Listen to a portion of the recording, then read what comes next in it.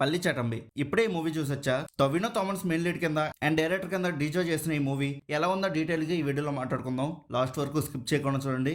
ఇంకా మూవీలో story line గురించి మాట్లాడుకుంటే ఇది 1957 కేరళ బ్యాక్ డ్రాప్ లో జరిగే ఒక periodic action drama.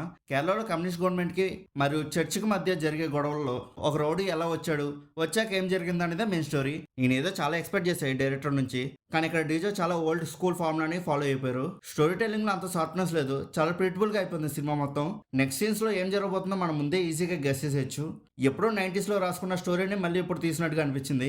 First half తో కంపేర్ చేసుకుంటే సెకండ్ హాఫ్ లో ఫేసింగ్ చాలా ఫాస్ట్ గానే ఉన్నా ఓవరాల్ గా డైరెక్టర్ మార్క్ మాత్రం మిస్ అయింది.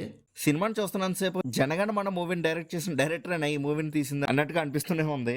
ఇంకా హీరో టొవినో థామస్ పెర్ఫార్మెన్స్ గురించి మాట్లాడుకుంటే ఆయన ఫిజికల్ గా చాలా ట్రాన్స్ఫర్ అయినట్టుగా చూపించారు.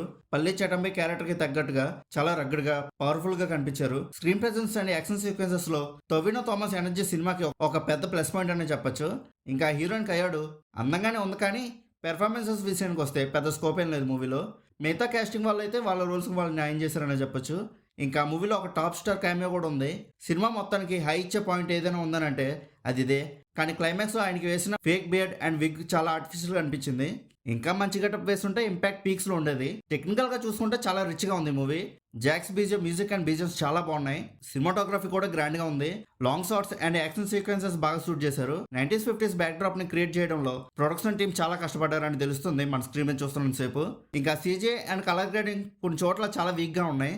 మెయిన్ గా ఈ మూవీలో ఎమోషనల్ కనెక్ట్ మిస్ అయింది. హీరో అండ్ హీరోయిన్ మధ్య కెమిస్ట్రీ లేదు. దాంతో కాంట్రవర్షియల్ టాపిక్స్ మీద జోక్స్ వేస్తూ ఉంటారు. నాకైతే అస్సలు నచ్చలేదు, చిరాకు అనిపించింది ఆ జోక్స్ వింటున్నప్పుడు అయితే. ఇంకా ఓవరాల్ గా మూవీ ఎలా ఉందని అడిగితే నాకైతే అంతకేం నచ్చలేదు. ఈ కాంబో నుంచి ఇలాంటి మూవీని అయితే నేను అస్సలు ఎక్స్పెక్ట్ చేయలేదు.